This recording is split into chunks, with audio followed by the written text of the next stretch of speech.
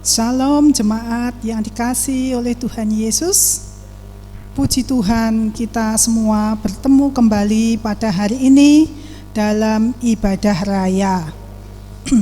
Bapak, Ibu, dan Saudara yang kekasih, sekalipun kita berada pada jarak yang berjauhan, tetapi sesungguhnya itu tidak menjadi batasan, karena roh kita dapat bersama-sama, roh kita bersekutu, dan roh kita dipersekutukan dengan roh Tuhan. Oleh karena itu adalah anugerah Tuhan, dan menjadi sukacita kita untuk dapat berada bersama-sama, sekalipun pada tempat yang berbeda-beda pada hari ini. Biarlah tubuh, jiwa, dan roh kita bersukacita karena Dia, Allah kita, Bapa, Kristus, dan Roh Kudus. Mari kita bersama-sama membuka ibadah kita dalam doa. Segala hormat, segala syukur, segala puji-pujian, kemuliaan, kehormatan adalah milik-Mu dan bagi Engkau ya Tuhan, Allah semesta alam, Tuhan yang menciptakan langit dan bumi, dan yang oleh kasih-Nya yang besar mengaruniakan putranya bagi kami manusia yang berdosa, agar di dalam Kristus kami memperoleh anugerah keselamatan, hidup kekal, dan segala janji-janji Tuhan berkat-Mu, baik di dunia ini maupun di dunia yang akan datang. Terima kasih Tuhan, sertailah kiranya setiap hati kami yang terlibat dalam mendengarkan pujian dan firman Tuhan ini dimanapun kami berada, dan Tuhan memberkati agar kebenaran itu tertanam dalam hati kami, dan Tuhan membungkus kami sekalian dengan kuasa darah-Mu, supaya tak satu pun firman-Mu yang jatuh. Terima kasih ya Tuhan, terima kasih untuk kesempatan ini, terima kasih untuk penyertaan-Mu, terima kasih untuk firman-Mu, terima kasih Tuhan untuk kesanggupan hati kami memuji Engkau, dan menyerahkan waktu ini dari awal hingga akhir sepenuhnya dalam pimpinan Roh Kudus. Dalam nama Tuhan kami Yesus Kristus, kami memuji Engkau dan menyerahkan permohonan ini. Amin. Bapak Ibu sekalian yang saya kasihi, Tuhan adalah kekuatan kita, tempat perlindungan kita. Tanpa kekuatan darinya, maka sebenarnya kita tidak memiliki kekuatan dalam kehidupan ini, yang sebenarnya adalah peperangan dengan kuasa gelap.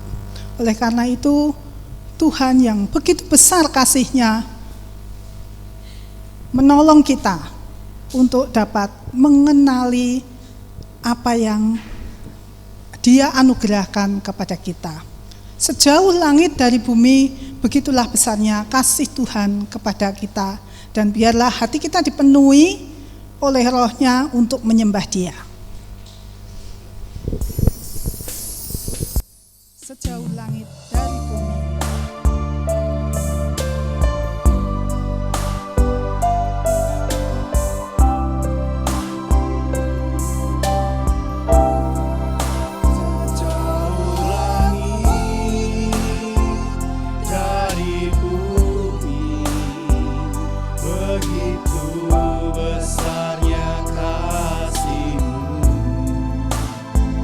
Penuhi hati kami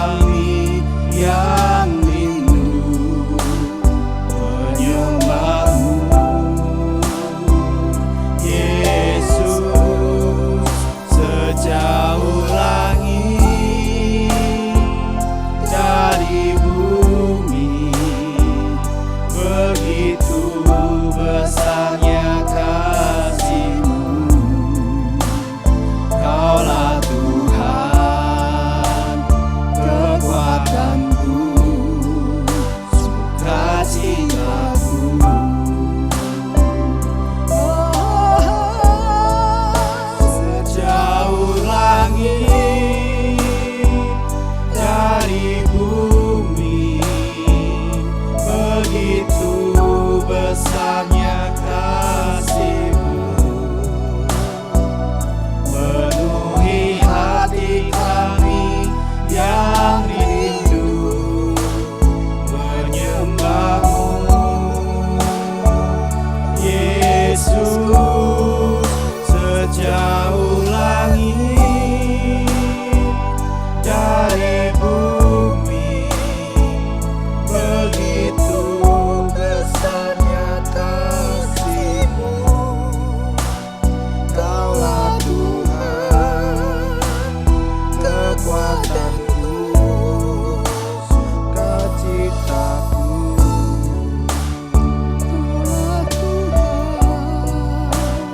Kaulah Tuhan, kekuatanku. Kaulah Tuhan, Kaulah Tuhan, kekuatanku, sukacitaku.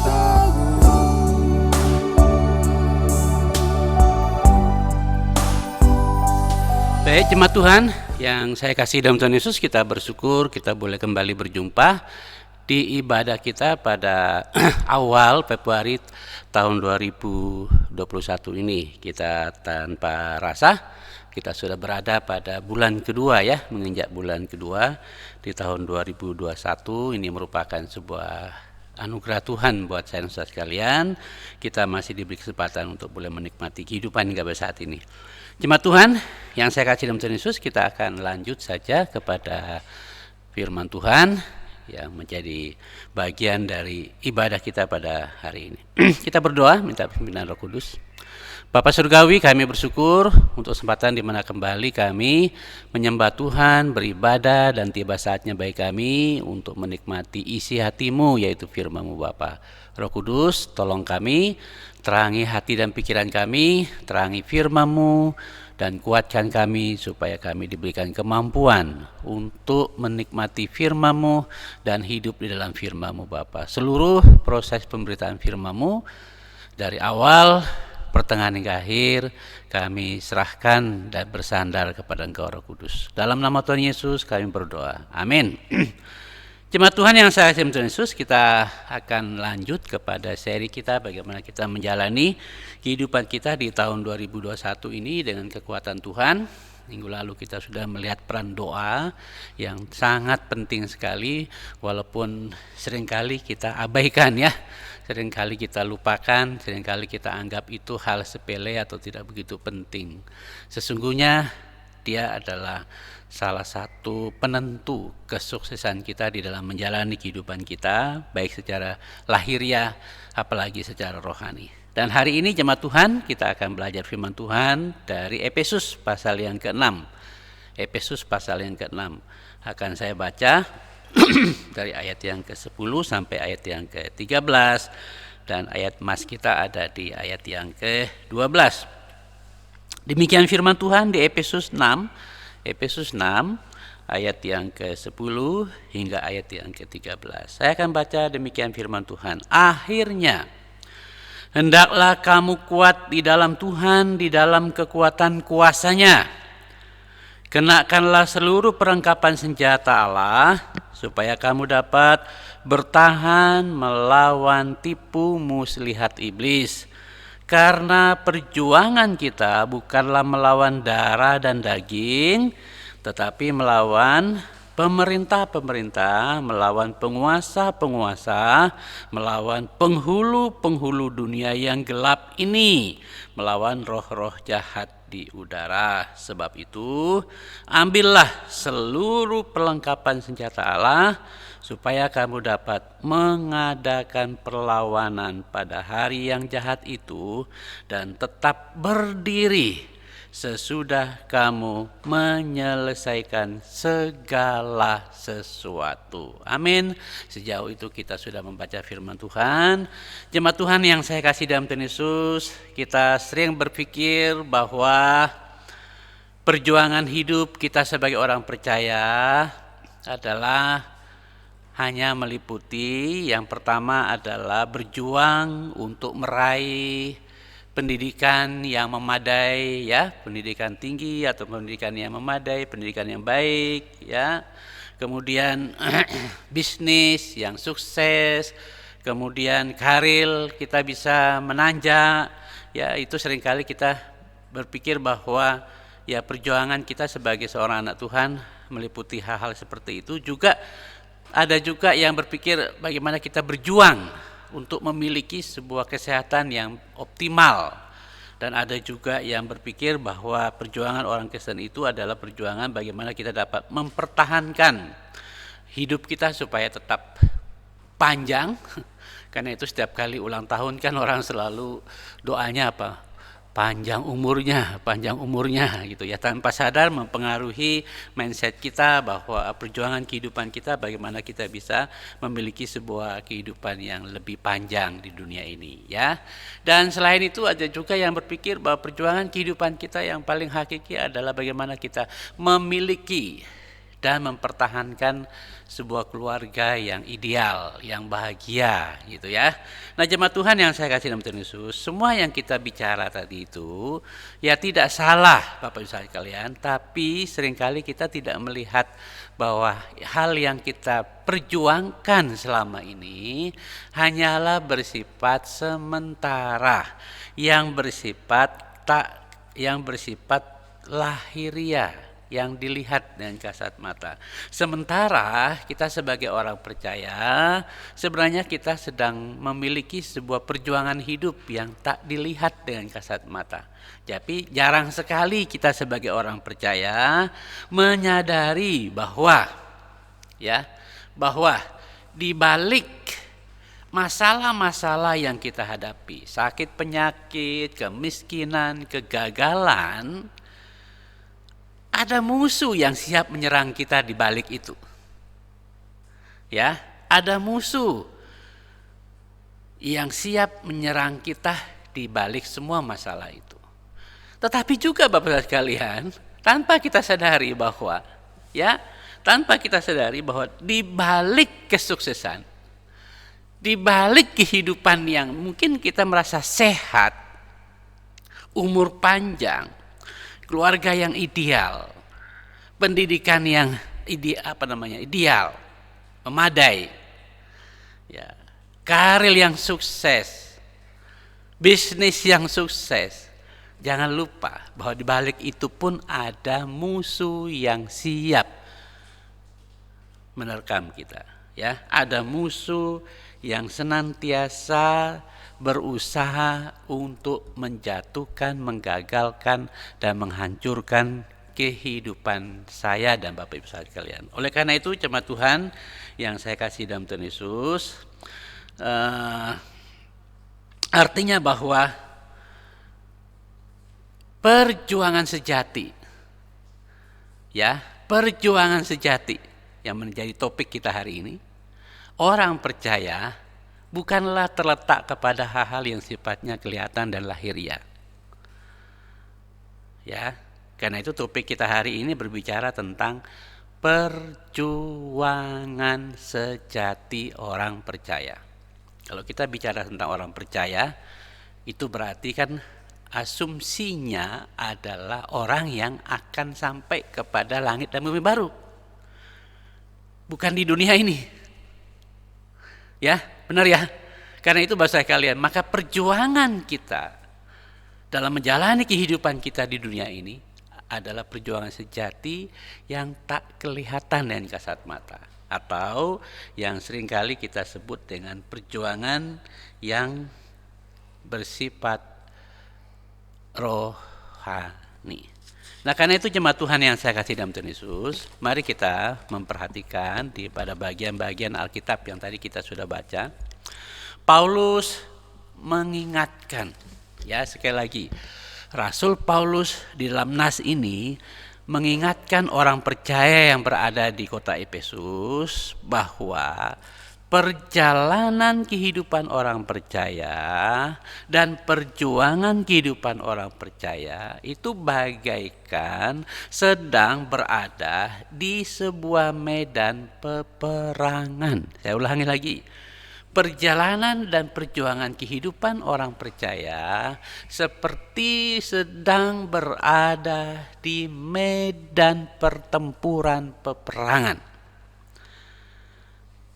Oleh karena itu jemaat Tuhan yang saya kasih Tuhan Yesus, dengan statement yang kita perhatikan dari ayat firman Tuhan yang disampaikan oleh Allah melalui Roh Kudus kepada Rasul Paulus ini, dengan demikian kita bisa mengambil sebuah pelajaran dari dalamnya, yaitu bahwa setiap hari saya dan Bapak Ibu sekalian sebagai orang percaya harus berjuang melawan gempuran musuh yang tak henti-hentinya, yang tak henti-hentinya berusaha sekeras mungkin dengan berbagai metode, dengan berbagai cara untuk dapat menghancurkan benteng pertahanan kehidupan saya dan saudara sekalian, benteng pertahanan iman saya dan Bapak Ibu saudara sekalian sebagai orang percaya. Karena itu jemaat Tuhan yang saya kasih dalam Tuhan Yesus, musuh yang kita hadapi pun adalah musuh yang tidak sembarangan. Sekali lagi, musuh yang kita hadapi adalah bukan musuh yang sembarangan. Ini musuh yang sangat luar biasa. Musuh yang berkualitas lebih hebat dari kita, dari saya dan Bapak Ibu sebagai orang percaya. Oleh karena itu, dari nas firman Tuhan yang baru saja kita pelajari hari ini, kita akan belajar tentang apa sih sebenarnya perjuangan hidup orang percaya itu. Ya. Apa sebenarnya perjuangan hidup orang percaya, perjuangan sejati dari kehidupan orang percaya? Dan kedua, bagaimana kita bisa berjuang dengan mengalami kemenangan, atau dengan kata lain, cara kita dapat bertahan bahkan menang dalam perjuangan pertempuran melawan musuh-musuh utama kita sebagai orang yang percaya. Nah, karena itu jemaat Tuhan yang saya kasih dalam Tuhan Yesus, maka hari ini kita akan melihat ada dua hal ya. Yang pertama, mari kita perhatikan ya. Perjuangan sejati orang percaya itu adalah pertama, bukan melawan sakit penyakit. Ya, walaupun Bapak Ibu sekalian kita berusaha untuk mengatasi masalah bagaimana supaya kita tetap sehat dengan olahraga, bla bla bla bla bla bla bla, ya. Saat kita sakit kita berobat dan sebagainya. Ya, benar, tidak salah Bapak sekalian. Tapi di balik itu Bapak Ibu sekalian, kita harus melihat ada musuh yang bekerja di baliknya. Termasuk hari ini jika Bapak Ibu Saudara cermati baik-baik, ya. Virus ini hanyalah alat. Sebenarnya ada sebuah kekuatan di balik itu yang saya dan Bapak Ibu Saudara harus sadar betul sebagai orang percaya. Bahwa jika kita menghadapi masalah yang saat ini dunia hadapi, yaitu masalah virus corona ini, dengan tidak melihat siapa sih di balik ini, jemaat Tuhan, dengan mudah sekali kita akan dikalahkan, dengan mudah sekali kita akan dijatuhkan, dengan mudah sekali kita akan digagalkan, dengan mudah sekali kita akan dihancurkan secara iman dan kehidupan hakiki kita. Karena dengan melihat penyakit ini kita berpikir, waduh, tidak ada obatnya, tidak ada ini, tidak ada apa-apa dan seterusnya. Lalu sirnalah semua harapan kita kepada Tuhan, tanpa kita melihat siapa di baliknya dan siapa yang bisa melawan yang ada di baliknya itu.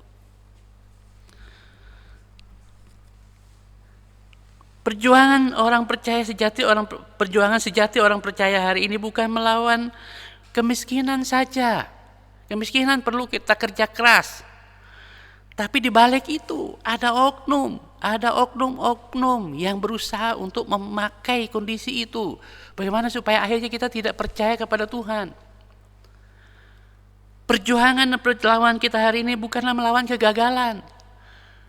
Waduh, saya gagal ini, akhirnya kita berpikir, wah, Tuhan tidak memberikan kesuksesan bagi saya. Gagal dalam pendidikan, gagal dalam pernikahan, gagal dalam pekerjaan, gagal dalam hal apa saja. Kita berpikir Tuhan tidak campur tangan. Itu semua berada di dalam campur tangan, pengaruh dari musuh utama kita sebagai orang percaya, ya. Oleh karena itu jemaat Tuhan yang saya kasih dalam Yesus, karena itu kita perlu tahu musuh utama orang percaya itu siapa? Musuhnya siapa? Alkitab dengan tegas mengatakan kepada kita hari ini di ayat yang ke-12, ayat nas kita, mas yang tadi, perhatikan ayat mas itu. Perhatikan baik-baik ya.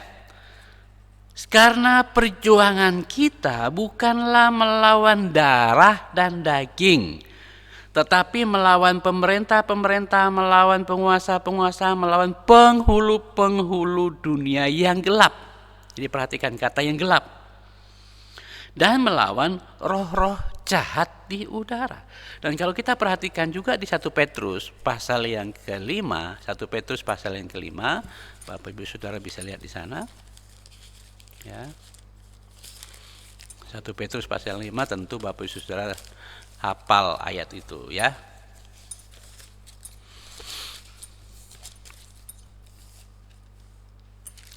Saya baca di ayat yang 7 dulu ya. Ayat yang 8, kita baca ayat 8. Sadarlah dan berjaga-jagalah.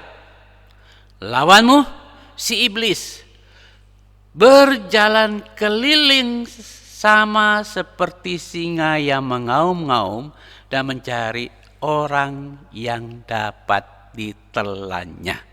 Mencari orang yang dapat ditelannya. Nah, dengan demikian, jemaat Tuhan yang saya kasih dalam Yesus, dan masih ada banyak ayat lain yang akan kita lihat nanti. Saya ingin sampaikan kepada Bapak Ibu Saudara hari ini. Sebenarnya musuh utama kita siapa? Bukanlah kemiskinan, bukanlah virus. Bukan manusia, dikatakan sini bukan darah dan daging. Artinya darah dan daging itu bicara tentang manusia, zat manusia, bukan. Tapi dikatakan di sana kan berbicara tentang pemerintah-pemerintah, penghulu-penghulu udara yang tak kelihatan. Artinya berbicara tentang siapa? Iblis katanya. Si iblis itu siapa? Harus diingat Bapak Ibu sekalian.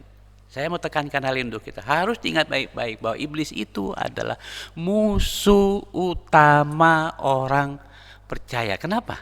Karena dia adalah musuhnya Allah. Ya, sekali lagi mau katakan, iblis itu adalah musuhnya Allah. Karena itu kalau saya dan Bapak Ibu Saudara percaya kepada Allah, menjadi milik Allah, menjadi bagian dari hidupnya Allah, maka kita menjadi musuhnya iblis. Begitu iblis melihat bahwa manusia diciptakan segambar serupa dengan Allah, memiliki jati diri Allah, kapasitas Allah dan seterusnya, lalu ditempatkan di Taman Eden yang begitu luar biasa tempatnya. Wah, dia melihat karena dia musuh Allah, maka dia berusaha, tidak mungkin dia mengalahkan Allah. Karena itu yang dia berusaha untuk kalahkan adalah miliknya Allah. Saya dan Bapak sekalian sebagai orang percaya. Oleh karena itu jemaat Tuhan yang saya kasih dalam Yesus, kita harus sadar betul bahwa perjuangan kita itu adalah melawan musuhnya Allah. Kenapa disebut musuhnya Allah?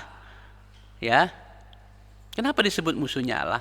Karena dia tidak searah dengan Allah, tidak setujuan dengan Allah, berlawanan dengan Allah, bahkan berusaha menantang Allah, mengambil posisinya Allah.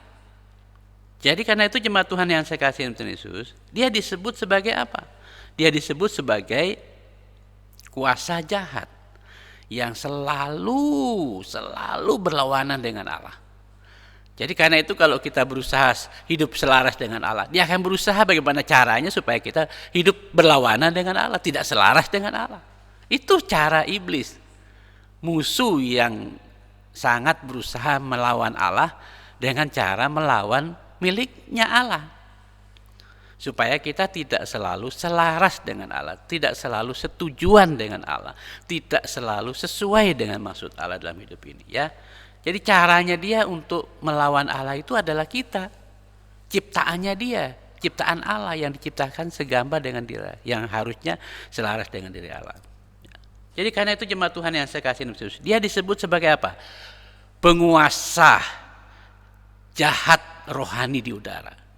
Ya, dia adalah disebut kuasa jahat rohani yang tidak kelihatan maksudnya ya, yang berada di udara. Dia juga disebut sebagai penghulu-penghulu yang gelap. Artinya kenapa dipakai pemerintah, penguasa, penghulu? Menunjukkan status dia sebagai malaikat yang pernah mendukung iblis di dalam memberontak kepada Allah. Karena itu disebut sebagai pemerintah, penghulu, ya, penguasa di udara yang gelap. itu adalah para malaikat-malaikat yang mengikut iblis untuk memberontak kepada Allah, ya, untuk menjatuhkan Allah pada waktu itu.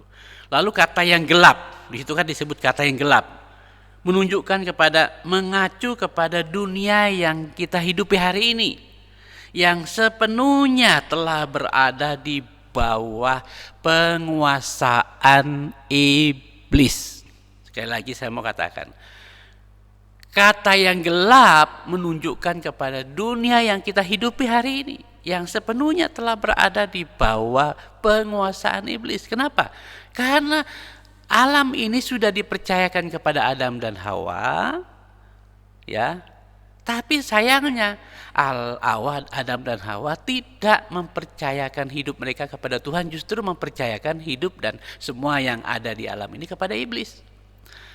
Sehingga akhirnya alam semesta ini dengan segala kekuatannya dan juga manusianya itu secara turun-temurun telah berada di bawah pengaruh penguasaan iblis.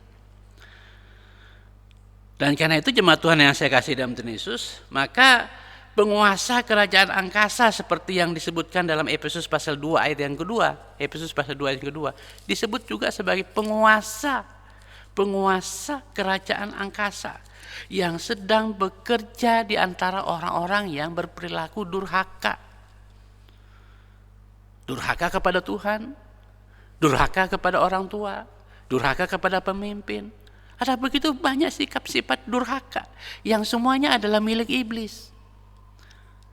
Dan karena itu jemaat Tuhan yang saya kasih dalam, perhatikan baik-baik itu, ya. Pekerjaan dari penguasa udara yang jahat itu, yang gelap itu, yaitu kerajaan angkasa yang jahat itu, dia sedang bekerja di dunia ini dengan sikap orang-orang yang memiliki pribadi atau karakter yang durhaka. Itu di Efesus pasal 2 ayat yang kedua. Jadi dengan demikian jemaat Tuhan yang saya kasih dalam Tuhan Yesus, maka perjuangan dan pertempuran sejati saya dan Bapak Ibu sebagai orang percaya yang kita hadapi adalah pertempuran dan perjuangan yang bersifat rohani. Bukanlah yang bersifat lahiriah, bukanlah yang bersifat sementara, bukanlah yang bersifat kelihatan, melainkan yang tidak kelihatan. Oleh karena dia tidak kelihatan, maka tidak bisa dilihat dengan kasat mata, maka perjuangan itu menjadi lebih sulit, ya. Itu sebabnya jemaat Tuhan yang saya kasih dalam Tuhan Yesus, maka pertempuran dan perjuangan rohani adalah sebuah medan perjuangan pertempuran yang paling sulit. Sekali lagi, paling sulit, yang justru tanpa kita sadari banyak sekali orang percaya sekalipun akhirnya gagal. Mungkin sukses di dunia, mungkin sehat di dunia, mungkin umurnya panjang di dunia, mungkin keluarganya ideal di dunia, tapi gagal mencapai garis finish yang baik. Kenapa? Karena kita tidak pernah menyadari bahwa perjuangan-perjuangan hakiki, perjuangan-perjuangan sejati orang percaya itu adalah perjuangan melawan yang tak kelihatan dengan kasat mata kita. Dan justru itulah yang paling sulit dialami, dihadapi oleh setiap orang percaya, ya. Karena itu Bapak Ibu sekalian, begitu kita lengah sedikit saja, ya, sekali lagi, begitu kita lengah sedikit saja tanpa kita sadar, maka kita telah memberikan peluang terbuka untuk iblis menyerang kehidupan kita. Oleh karena itu kan nanti kita akan melihat pada bagian bagaimana caranya kita menang dalam perjuangan pertempuran melawan musuh utama orang percaya, yaitu supaya kita jangan sampai sedikit pun lengah atau lengah, ya. Jangan sampai kita sedikit pun lengah dengan kondisi apapun. Jangan menjadi orang yang takabur saat kita sukses dalam menggapai pendidikan yang memadai. Jangan menjadi orang yang takabur saat kita merasa sehat. Jangan menjadi orang yang takabur saat kita merasa umur saya panjang. Jangan menjadi orang yang takabur saat kita melihat keluarga kita yang ideal. Jangan merasa takabur saat kita melihat kehidupan kita, bisnis pekerjaan kita, karir kita menanjak. Jangan sampai takabur. Tadi di pendahuluan kita sudah melihat, baik di balik kesusahan maupun di balik kesenangan, selalu ada musuh yang senantiasa siap menerkam saya dan Bapak Ibu sekalian. Ya, karena itu jemaat Tuhan yang saya kasih dalam Tuhan Yesus, oleh karena itu perjuangan dan pertempuran rohani yang kita sedang hadapi sebagai orang percaya itu tidak pernah mengenal waktu dan musim, ya, dan dapat berlangsung kapan saja, di mana saja, selama 24 jam. Saya ulangi lagi, ya, perjuangan dan pertempuran rohani yang kita sedang hadapi dalam kehidupan kita sebagai orang percaya tidak pernah mengenal waktu dan musim dan tempat, dan dapat berlangsung kapan saja, di mana saja, selama 24 jam. Celakanya lagi Bapak Ibu sekalian, yaitu bahwa jika kita tidak tahu caranya bagi kapan itu datang, itu sangat membahayakan kita. Oleh karena itu jemaat Tuhan, ini celakanya, karena kita sama sekali tidak pernah tahu secara pasti kapan musuh itu datang, kapan dia datang menyerang saya dan Bapak Ibu sekalian. Itulah sebabnya kenapa minggu kemarin kita menekankan tentang betapa pentingnya doa. Karena doa adalah satu-satunya cara di mana kita dapat menang atas semua ini, karena kita bergantung kepada Tuhan. Oleh karena itu jemaat Tuhan yang saya kasih dalam Tuhan Yesus, maka cara yang tepat, cara yang baik, cara yang benar agar kita dapat berjuang melawan musuh utama orang percaya bisa kita lihat di Efesus pasal 2 ayat yang ke-6, lalu pasal 6 ayat 10 sampai ayat yang ke-11, dan 1 Petrus juga bisa dilihat ayat yang ke-7 dan sampai ayat yang ke-10. Ya, kita mulai dulu ya. Ayat yang Efesus pasal 2 ayat yang ke-6. Apa sih yang perlu kita perhatikan di sana? Yang perlu saya dan Bapak Ibu Saudara sadari betul ialah bahwa, saya mau sampaikan ini ya, kenapa begitu banyak orang percaya gagal, hancur dalam atau kalah di dalam melawan musuh utama orang percaya? Karena kita tidak percaya, kita tidak tahu, kita tidak yakin posisi kita di mana. Nah, kalau Bapak Ibu Saudara lihat di Efesus pasal 2 ayat yang ke-6, dan di dalam Kristus Yesus Ia telah membangkitkan saya dan Bapak Ibu sekalian, ya, juga memberikan kepada kita apa? Tempat bersama-sama dengan Kristus di surga, ya, dengan Kristus di surga. Jadi jemaat Tuhan yang saya kasih dalam Yesus, saya sudah pernah sebut tentang tingkat-tingkat langit, ya, ada tingkat langit apa dan seterusnya, ya, dan saya mau kembali menyinggung hal ini, ya. Langit itu ada 3 tingkat. Langitnya burung yang kita lihat, ya, burung, bintang, itu langit yang pertama, ya, burung. Lalu ada langitnya para malaikat yang tak kelihatan dengan kasat mata kita, dan yang ketiga langitnya Allah. Perhatikan baik-baik Bapak Ibu sekalian. Posisi saya dan Bapak Ibu sebagai orang percaya telah menjadi bagian dan hidup di dalam Kristus yang telah membangkitkan saya dan saudara sekalian, dan telah memberikan tempat kepada kita di langit yang ketiga itu, di surga maksudnya. Iblis tidak di sana, musuh utama kita tidak di sana. Jadi posisi saya dan Bapak Ibu sebenarnya secara posisi kita sudah menang. Jika selama ini kita benar-benar sudah lahir baru dan tahu persis posisi kita sebagai orang yang sudah menjadi warga kerajaan surga. Tapi karena seringkali kita tidak pernah tahu siapa kita, identitas kita, sebagaimana kita belajar pada 2 minggu yang lalu, maka akhirnya masa depan, pengharapan kita selalu kita andalkan kepada kata orang, kata ramalan orang, kata macam-macam.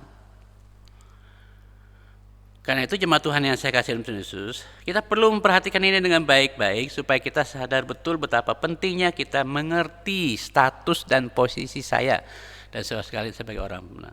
Nah, dengan demikian jemaat Tuhan yang saya kasih dalam Tuhan Yesus, dan dengan demikian iblis sekali lagi, kalau kita menjadi milik Allah, perhatikan baik-baik, iblis selamanya tidak pernah ditentukan, ditakdirkan untuk menang atas orang percaya yang ada di dalam Kristus. Ya. Tidak pernah ditetapkan, tidak pernah ditakdirkan untuk bisa menang. Selama kita ada di dalam Kristus, kita tidak akan pernah bisa dikalahkan oleh iblis itu. Jadi karena itu di 1 Petrus pasal yang kelima, kita harus melihat di sana 1 Petrus pasal yang kelima, ayat yang ke-8. Walaupun kita sudah memiliki posisi status menjadi warga kerajaan surga, berada dalam Kristus, tapi kita tetaplah waspada, selalu waspada. Ya, di kana dikatakan berjaga-jagalah karena iblis musuh untuk berkeliaran kemana-mana. Jadi sebagai orang yang berada pada posisi yang sudah menang, untuk mempertahankan posisi kita yang sudah menang itu, kita harus tetap waspada setiap saat. Nah, cara waspadanya itulah doa kita, hubungan kita dengan Tuhan. Kenapa Bapak kalian? Karena kita tidak tahu kapan iblis itu menyerang kita. Tapi yang jelas dia selalu berusaha mencari kelemahan, ya, supaya dia dapat menyerang kita kapan saja, sewaktu-waktu. Jadi dengan demikian jemaat Tuhan yang saya kasih dalam Tuhan Yesus, oleh karena itu jemaat Tuhan, kita tidak akan pernah dapat berjuang dan bertempur melawan iblis dengan diri kita sendiri, dengan kekuatan, kehebatan, kepintaran kita sendiri. Tidak bisa. Kita hanya dapat bertempur, berjuang melawan iblis kalau kita benar-benar ada di dalam Allah. Karena itu di Efesus pasal yang ke-6 ayat yang ke-10 berkata apa? Pasal yang ke-6 ayat 10. Perhatikan di situ. Akhirnya hendaklah kamu kuat di dalam Tuhan. Artinya bangun kehidupan kita yang begitu kuat di dalam Tuhan. Jangan bangun setengah-setengah dengan Tuhan hidupnya. Hari ini kan banyak orang itu tidak serius kepada Tuhan, tidak serius membangun kehidupannya pada Tuhan. Ya karena dia merasa nyaman-nyaman saja kehidupan ini, ya enak aja, yang penting biasa saja. Karena itu Bapak Ibu sekalian, mudah sekali kita diprovokasi oleh iblis. Begitu kita menghadapi masalah, begitu kita menghadapi kondisi, begitu kita menghadapi kekecewaan, kita mudah sekali diprovokasi. Kenapa? Karena kita tidak kuat di dalam Tuhan. Kita tidak pernah dalam membangun hidup kita dengan Tuhan. Kita hanya membangun kehidupan kita seadanya saja. Kapan ada waktu, kita setengah-setengah. Tapi mau minta Tuhan memberkati kita sepenuh hati. Waduh, luar biasa. Terbalik Bapak Ibu sekalian. Karena itu Alkitab dengan tegas berkata, kita harus kuat di dalam kuat kuasa Tuhan. Artinya apa sih maksudnya di sini kuat di dalam kuasa Tuhan? Di sini adalah ya, tanpa kuatnya Tuhan, saya dan Bapak Ibu sekalian, sehebat apapun, sepintar apapun sudah, semakin pintar malah justru semakin jatuh.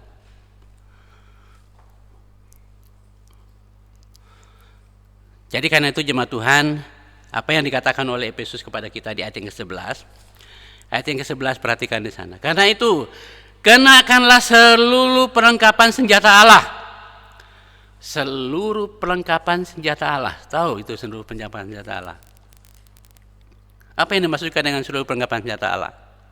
Pribadi Yesus Kristus. Yesus pernah dicoba di Matius pasal yang keempat, dicoba di padang gurun waktu dia puasa, diserbu di sini sana dengan bermacam metode, dengan bermacam cara.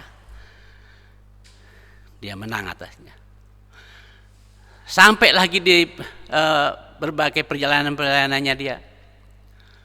Termasuk di Taman Getsemani. Oh, dia berbisik, Yesus ngapain? Kamu susah-susah menanggung kepahitan dosa manusia. Sampai dia coba bilang Bapa, tapi akhirnya dia sadar betul. Dia datang ke dunia untuk tujuan itu. Bukan kehendakku yang jadi Bapa, tapi kehendakmu.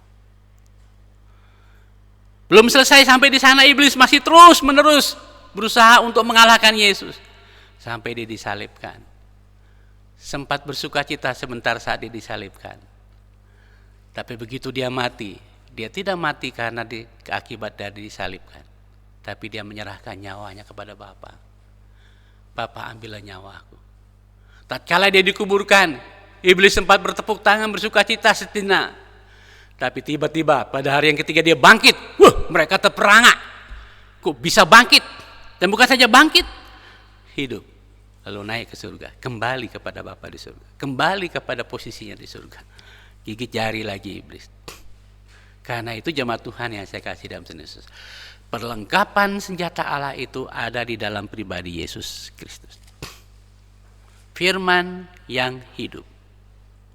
Ya, firman yang hidup. Oleh karena itu jemaat Tuhan yang saya kasih dalam Tuhan Yesus, maka kita diminta oleh firman Tuhan untuk senantiasa mengenakan seluruh perlengkapan senjata Allah. Artinya mengenakanlah seutuhnya Kristus dalam hidup kita. Ya, dengan menjadikan diri kita muridnya, pengikutnya yang sejati, untuk senantiasa mau mentaati dia dan mengikuti maunya dia dan belajar dari dia, meneladani kehidupan dia. Di dalam kuat kuasanya artinya di sini bahwa bergantung sepenuhnya kepada Tuhan. Mengandalkan Tuhan sepenuhnya dalam hidup kita. Dan mengenakan seluruh senjata Allah itu, yaitu iman.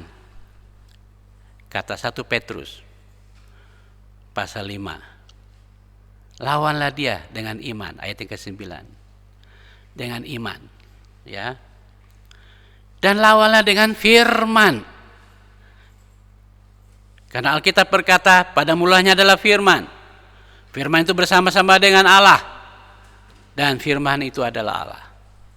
Pada ayat yang ke-12 dikatakan firman itu telah datang ke dunia ini, ayat 14. Ayat yang 14. Dan telah hidup di dunia. Dialah yang ke-18 berkata, dialah yang menyingkapkan tentang Allah yang sejati, Allah yang sesungguhnya. Firman yang hidup, Yesus Kristus. Oleh karena itu jemaat Tuhan yang saya kasih dalam Tuhan Yesus, jika kita ingin mengalami kemenangan dalam perjuangan hidup sejati kita sebagai orang percaya terhadap musuh utama kita yaitu iblis, maka hal yang tidak kalah pentingnya sebagai penerapannya dalam kehidupan saya dan saudara sekalian hari ini ialah jangan pernah coba-coba berjuang dengan kekuatan kita sendiri. Dengan mengandalkan hikmat kita sendiri, kepintaran, kepandaian, dan apa saja. Kita satu saat pasti akan gagal. Kenapa? Karena perjuangan sejati orang percaya bukanlah melawan hal yang kelihatan. Hal yang sifatnya sementara. Hal yang sifatnya lahiriah. Tapi perjuangan saya dan Bapak Ibu sebagai orang percaya adalah melawan roh-roh yang tak bisa dilihat dengan mata, tapi punya pengaruh, punya kuasa yang menguasai seluruh dunia ini. Tujuannya apa sih? Supaya kita gagal. Bisa sukses di dunia, tapi gagal masuk surga. Bisa gagal di dunia, bisa gagal juga masuk surga. Ya. Karena itu jemaat Tuhan yang saya kasih dalam Tuhan Yesus. Oleh karena itu, selamanya kita tidak akan pernah bisa menang dalam perjuangan dan pertempuran melawan iblis, musuh utama kita sebagai orang percaya, jika kita selalu mengandalkan kekuatan diri kita sendiri. Bagaimana caranya kita mengandalkan kekuatan diri kita? Kita tidak bersandar pada Tuhan. Kurang doa, kurang baca firman Tuhan, kurang saat teduh, kurang belajar firman Tuhan. Kita hanya bisa menang dalam perjuangan dan pertumbuhan rohani ini melawan musuh utama kita hanya bila kita benar-benar berada di dalam Tuhan, mengenakan seluruh perlengkapan senjata Allah yang ada dalam Yesus Kristus, yaitu iman dan firman yang hidup. Roma pasal 10 ayat yang ke-17 berkata, iman timbul karena pendengaran, dan pendengaran akan firman Tuhan. Karena itu jemaat Tuhan yang saya kasih dalam Tuhan Yesus, jika kita ingin menang dalam pertempuran dan perjuangan hidup kita di dunia ini, supaya kita bisa mencapai garis finish bersama dengan Tuhan kita Yesus Kristus, jangan pernah mengabaikan membaca, merenungkan, dan belajar serius firman Tuhan. Karena hanya dengan kita belajar, membaca dan merenungkan firman Tuhan, maka iman kita akan hidup, iman kita akan dibangun, iman kita akan dikuatkan. Kurang membaca firman Tuhan, kurang merenung firman Tuhan, kurang belajar firman Tuhan, maka iman kita akan lemah, iman kita akan mati. Dengan demikian maka hidup kita pun akan rapuh, hancur, gagal total. Sudah penuh kegagalan di dunia, penuh kemiskinan, penuh penyakit, kita gagal masuk surga. Mungkin kita sempat sukses di dunia, pendidikan kita, pekerjaan kita, karir kita, bisnis kita, keluarga kita, mungkin ya umur kita, kesehatan kita mungkin bisa sehat-sehat.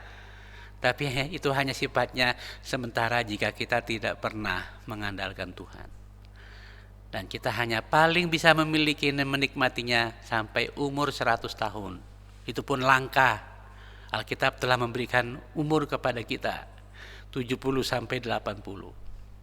Ya, karena itu jemaat Tuhan yang saya kasih dalam Tuhan Yesus, maka kebenaran yang perlu saya dan Bapak Ibu sekalian renungkan hari ini, bagaimana kita bisa berjuang dengan menang terhadap pertempuran melawan musuh utama kita, adalah jangan mengabaikan membaca, merenungkan, dan belajar serius firman Tuhan. Karena firman itulah yang akan menghidupkan iman saya dan saudara sekalian. Firman itu yang akan memberikan kekuatan bagi iman saya dan saudara sekalian.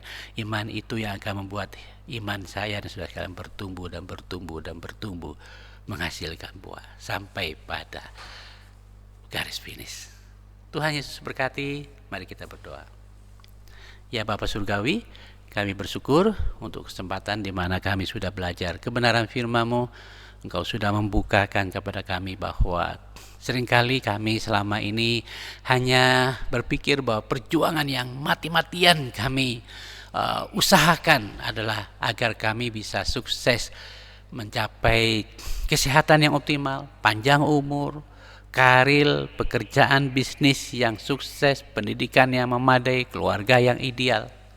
Tapi ada satu hal yang seringkali kami lupa, sehingga kami seringkali abaikan itu, yaitu bahwa kami sesungguhnya memiliki sebuah perjuangan sejati, yaitu perjuangan rohani yang tak terlihat dan kasat mata, tapi itu yang justru banyak menghancurkan kami, banyak menggagalkan kami, dan membuat kami tidak pernah mencapai kesuksesan yang sejati, hidup bersama dengan Bapa di langit dan bumi baru. Oleh karena itu, melalui firman-Mu yang kami sudah belajar hari ini, dengan segala keterbatasan kami memahami dan hamba-Mu menyampaikannya, Engkau tolong Roh Kudus sempurnakan ini di dalam hati dan pikiran kami, supaya firman ini bukan hanya di telinga kami, di otak kami, tapi benar-benar berlaku dalam hidup kami. Karena yang berbahagia adalah dia yang mendengar dan melakukan firman-Mu Tuhan.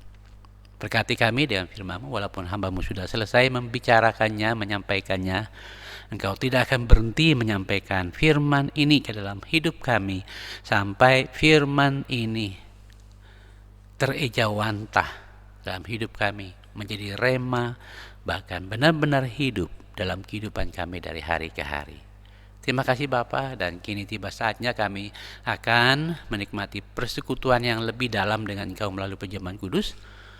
Roh Kudus tolong berkati supaya melalui perjamuan kudus ini kami juga dapat semakin mengalami Tuhan, mengenal Tuhan lebih benar, dan berkomitmen untuk semakin berjuang dalam hidup kami untuk mengalahkan iblis dengan senjata pedang rohani, yaitu firman-Mu. Mau berkomitmen belajar firman Tuhan, saat teduh merenungkan firman Tuhan, belajar firman Tuhan, baik melalui kelas-kelas di kelompok maupun pemuridan. Berilah hati yang sungguh menjadikan hidup kami sebagai tempat firman ditanam yang menumbuhkan iman dan percaya kami kepada Engkau. Terpujilah Engkau selamanya Bapa, dan berkati kami melalui perjamuan kudus ini supaya semakin kami mengalami Engkau dalamnya secara dekat. Di dalam nama Tuhan Yesus kami berdoa. Amin. Pengorbanan Kristus yang mati di kayu salib memberikan hidupnya sebagai gantinya kita. Dan bagi kita yang percaya kepadanya, mengakui dosa kita, Tuhan mengampuni, menyucikan, memberikan kekuatan, serta memulihkan hidup kita. Kita memuji Dia.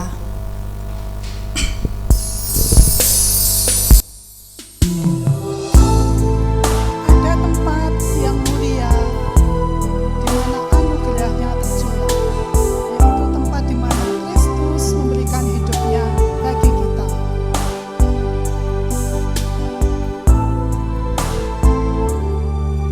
Ada tempat yang mulia,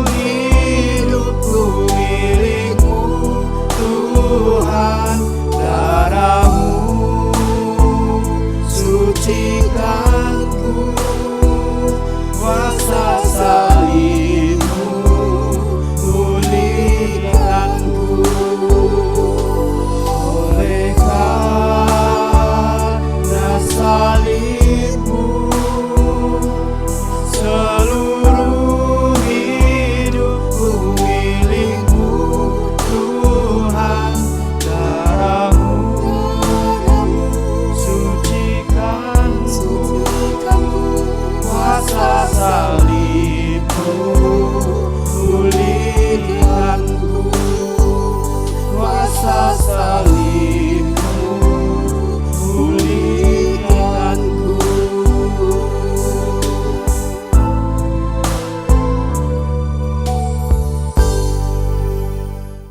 Jemaat Tuhan yang saya kasih dalam Tuhan Yesus, kita akan masuk kepada perjamuan kudus. Sekali lagi saya ingatkan bahwa perjamuan kudus ini bukanlah milik gereja Kemah Injil, bukan ketetapan gereja Kemah Injil, ya.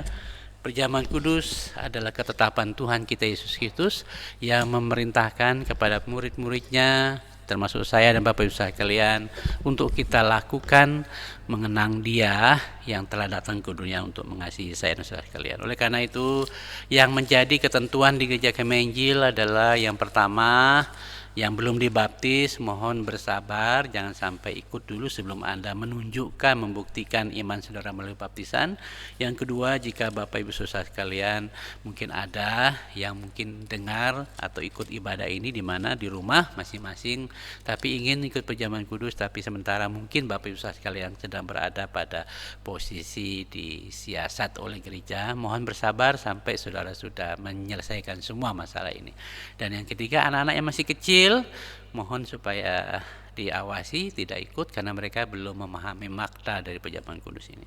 Baik jemaat Tuhan yang saya kasih dalam Tuhan Yesus, kita akan langsung masuk kepada perjamuan kudus. Kita akan membaca pengakuan iman para rasul. Mari jemaat Tuhan kita membaca pengakuan iman rasuli. Aku percaya kepada Allah, Bapa yang Maha Kuasa, Khalik langit dan bumi, dan kepada Yesus Kristus, Anaknya yang tunggal, Tuhan kita, yang dikandung dari Roh Kudus, lahir dari anak darah Maria, yang menderita sengsara di bawah pemerintahan Pontius Pilatus, disalibkan, mati dan dikuburkan, turun ke dalam kerajaan maut, pada hari yang ketiga, bangkit pula dari antara orang mati, naik ke surga, duduk di sebelah kanan Allah Bapa yang Maha Kuasa, dan dari sana Ia akan datang untuk menghakimi orang yang hidup dan yang mati. Aku percaya kepada Roh Kudus, gereja yang kudus dan am, persekutuan orang kudus, pengampunan dosa, kebangkitan tubuh, dan hidup yang kekal. Amin. Jemaat Tuhan, kita berdoa. Bapa, kami sudah mendengar dan membaca pengakuan iman para rasul-Mu yang sekaligus juga menjadi iman kami. Atas dasar pengakuan iman yang kami miliki seperti yang dimiliki oleh para rasul ini, Engkau kiranya berkenan memberkati kami melalui perjamuan kudus ini ya Bapa. Terpujilah Engkau selamanya Bapa, dalam nama Tuhan Yesus. Amin. Karena itu jemaat Tuhan yang saya kasih dalam Tuhan Yesus, mari kita langsung kepada perjamuan kudus ini ya.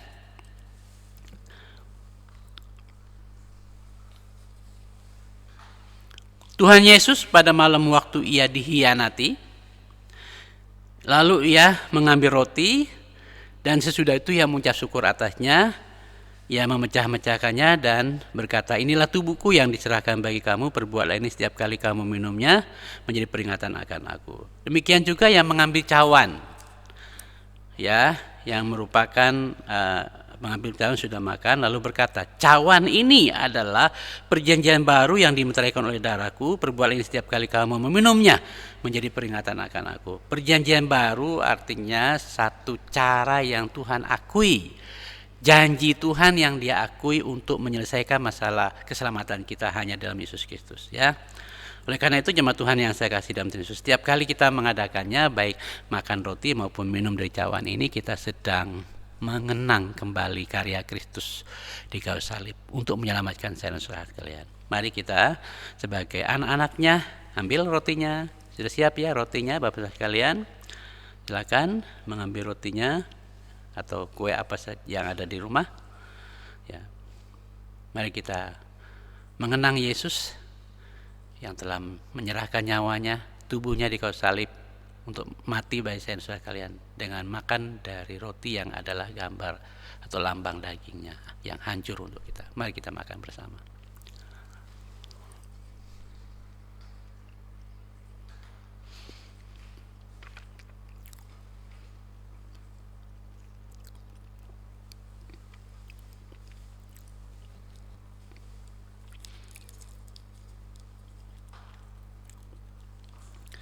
Demikian juga yang mengambil cawan, silakan ambil cawan yang sudah disiapkan atau minum yang Bapak sekalian. Yang mengambil cawan sudah makan lalu berkata, cawan ini adalah perjanjian baru yang diberikan oleh darahku. Perbuatlah ini setiap kali kamu minumnya menjadi peringatan akan aku. Mari kita mengingat Yesus dengan minum dari cawan atau minuman ini. Mari kita minum bersama.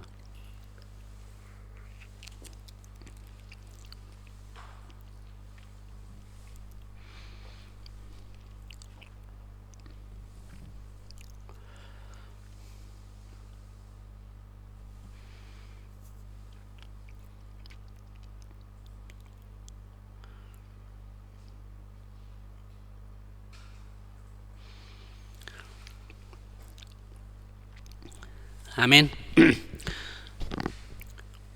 Jemaat Tuhan, setiap kali kita mengadakan perjamuan kudus, makan dari roti dan minum dari cawan, kita sedang mengambil sebuah komitmen untuk menceritakan siapa Yesus yang adalah satu-satunya juru selamat kepada dunia ini. Oleh karena itu, setiap kali kita mengadakan perjamuan kudus, harusnya Bapak sekalian kita lihatnya sebagai sebuah keputusan kita, komitmen kita untuk tidak menutup mulut, tidak berdiam diri. Mari kita terus menceritakan Yesus satu-satunya juru selamat yang telah hadir ke dunia, mati di kayu salib untuk menyelamatkan seluruh bangsa, suku-suku bangsa, suku etnis-etnis di seluruh dunia. Amin. Tuhan Yesus berkati. Kita berdoa. Bapa Surgawi, terima kasih untuk ibadah yang Kau izinkan kami laksanakan dan nikmati bersama, baik melalui pujian kami, doa kami, bahkan respon kami akan Engkau oleh firman-Mu, pengakuan kami bahwa Engkau pemilik hidup kami sehingga kami boleh memberi dengan penuh sukacita, ya, termasuk harta yang kami miliki, semua itu adalah pemberian Tuhan sehingga kami mengembalikan berkat-berkat yang Kau berikan bagi kami melalui persembahan-persembahan kami, baik persembahan kasih, korban ucapan syukur kami maupun milik-Mu yang kami kembalikan, yaitu persepuluhan dan pelayanan-pelayanan dilakukan oleh setiap anak-Mu Tuhan di rumah, melalui doa mereka, tenaga, pikiran, waktu yang dikhususkan untuk Engkau, buka anak-anak-Mu yang ambil bagian dalam pelayanan ibadah, singer, liturgos, juga pemain musik, multimedia, dan berbagai pelayanan yang dilakukan oleh setiap anak Tuhan. Kiranya semuanya untuk kemuliaan nama Tuhan semata. Ampuni kami Bapa, kami sadar banyak kekurangan, banyak kelemahan, keterbatasan, kelalaian kami dalam menyembah dan melayani Engkau.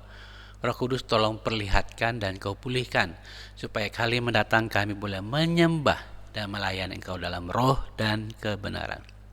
Kami sudah berjumpa dengan Engkau Bapa, mengalami Engkau, karena itu kami rindu supaya Engkau terus menyatakan kuasa-Mu, kehadiran-Mu dalam hidup kami, dengan terus memberkati kehidupan kami sebagai umat-Mu, anak-Mu Tuhan, baik di jemaat ini maupun juga di gereja kami Injil lainnya, bahkan di seluruh gereja-gereja di seluruh tanah air kami, bahkan baik yang beribadah di rumah-rumah, di gedung maupun juga di mana saja Tuhan.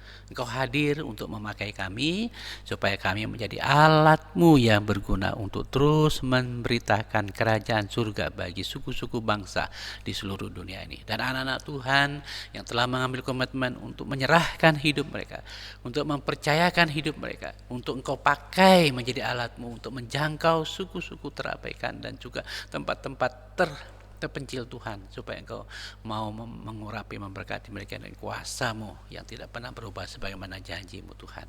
Berkati anak-anak Tuhan yang mendukung melalui doa, tenaga, bahkan harta atau uangnya untuk pelayanan penjangkauan jiwa-jiwa ini, supaya Engkau berkati mereka ya Bapa. Demikian juga kami mohon Engkau berkati juga gereja-gereja Tuhan yang menjadi pendukung dari setiap anak-anak-Mu yang menjangkau, supaya Engkau juga akan memberkati. Kami tak lupa mohon Tuhan berkati juga pelayanan-Mu di tempat ini.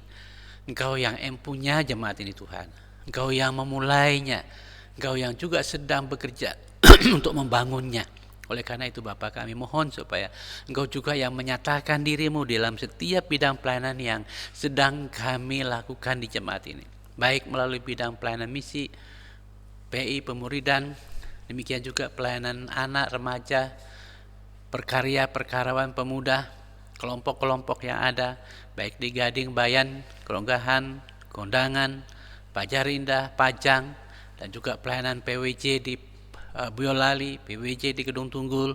Kami mempercayakan pada Tuhan dan kami rindu supaya Engkau juga mau pakai kami sebagai jemaat di tempat ini untuk boleh menjangkau juga suku-suku terabaikan di mana saja mereka ada yang menyerahkan diri, supaya melalui mereka kami bisa bekerja sama bersinergi untuk menjangkau jiwa-jiwa yang terabaikan ya Bapak. Dan kami juga mohon Tuhan berkati gereja Tuhan di Sunda tanah air kami, pemerintah kami, negara kami. Tuhan berkati masyarakat kami Indonesia, rakyat kami Indonesia juga Tuhan berkati dalam kondisi-kondisi yang saat ini sedang kami alami di bangsa kami, bahkan di dunia ini, baik masalah pandemi virus ini dan dampak dari itu semua, timbulnya berbagai kondisi ekonomi.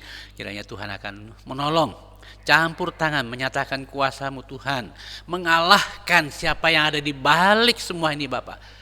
Kami menyerahkan kepada Engkau, supaya Engkau bekerja, Engkau yang berdaulat atas alam ini, Engkau berdaulat atas segala unsur-unsurnya Bapak. Engkau menyatakan kuasa-Mu bagi dunia ini, bagi kondisi yang ada terjadi di dunia ini, supaya virus corona ini dan lain-lainnya dapat teratasi dan terkalahkan, sehingga kondisi masyarakat dunia dan Indonesia secara khusus dan ekonomi pun dapat dipulihkan ya Bapak. Terima kasih Tuhan Yesus, dan berkati Presiden, Wakil Presiden, Menteri Kabinet, pejabat penegak hukum, dan juga Tuhan berkati anak-anak Tuhan yang ada di dalamnya. Pakai dengan kuasa-Mu tidak pernah berubah, dan terus berikan hikmat, berikan hati yang takut akan Tuhan bagi setiap pemimpin-pemimpin kami ya Bapak. Terpujilah Engkau kala selamanya Tuhan kami Yesus Kristus. Kami serahkan saudara-saudara kami yang sakit, Tuhan pulihkan, sembuhkan. Bu Daud, Tuhan terus sempurnakan kesehatannya. Juga anak-anak Tuhan lain tidak dapat kami sebut satu persatu kondisi mereka, juga pekerjaan, usaha, bisnis, dagangan dari setiap anak Tuhan Kau berkati. Demikian juga anak-anak-Mu yang berulang tahun, baik ulang tahun pernikahan maupun juga ulang tahun umur, Tuhan juga memberkati mereka ya Bapak. Dan kami sudah berjumpa Engkau, mengalami Engkau dalam ibadah ini, dan tiba saatnya kami akan berakses ke lingkungan masyarakat di mana kami berada dengan kehadiran-Mu Tuhan, supaya Engkau senantiasa memakai kami menjadi alat yang berguna untuk menyaksikan Engkau di lingkungan masyarakat di mana kami berada. Taruhlah hati-Mu dan kasih-Mu dalam hati dan hidup kami, supaya kami, kasih kami yang selama ini tidak pernah mengasihi orang lain, Kau ubahkan untuk bisa mengasihi jiwa-jiwa orang lain yang belum diselamatkan, baik itu di keluarga kami, tetangga kami, kerabat kami, maupun orang lain. Terpujilah Engkau selamanya Bapa. Kami serahkan hidup kami supaya Engkau mau pakai dengan kuasa yang tidak pernah berubah. Karena itu saudara kasih dalam Tuhan, terimalah berkat Tuhan Allah yang adalah sumber damai sejati kita, akan senantiasa memberkati saya dan saudara sekalian, menjaga, melindungi baik jiwa, roh, tubuh kita secara utuh, terpelihara tanpa cacat di hadapan Tuhan mulai hari ini sampai Yesus datang kali yang kedua menjemput kita, anak-anaknya. Haleluya, amin, amin, amin. Jemaat Tuhan yang saya kasih dalam Tuhan Yesus, ada beberapa informasi bahwa secara khusus untuk BPJ yang terpilih periode 21-23 akan ditabiskan sekaligus serah terima dengan BPJ periode yang lalu, dilaksanakan oleh Badan Pengurus Daerah Gereja Kami Injil Jawa Tengah, Jatim dan DIY ya, pada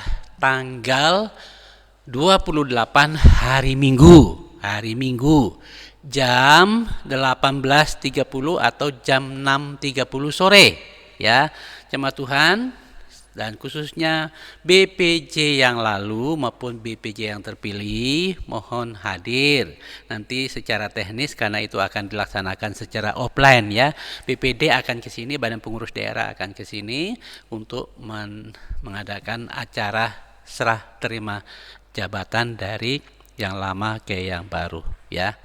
Dan karena itu jemaat Tuhan, saya harap semua yang ada di dalam daftar itu boleh hadir, dan nanti akan disusuli pada minggu depan BPJ yang lama supaya bisa hadir juga untuk kita, walaupun ada yang cuma pindah posisi, maksudnya itu ya, tidak apa-apa ya, supaya posisi yang lama dan mungkin ada di posisi yang baru, semua sama-sama untuk melayani pekerjaan Tuhan. Ya, demikian tambahan informasi untuk kita ketahui. Dan jangan lupa tanggal 11 Maret kita ada pemberkatan nikah di gereja, yaitu jam 10 pagi antara saudara Heri dan saudari Dona. Dan pada hari Rabu malam, keluarga meminta kita untuk mengadakan ibadah Biston di rumah mereka di Plelen, Banjarsari, ya. Demikian informasi tambahan yang kami bisa sampaikan untuk diketahui Bapak Ibu sekalian. Tuhan Yesus memberkati. Selamat beribadah, selamat menerapkan hidup ibadah kita di masyarakat. Tuhan memberkati. Amin, amin, amin.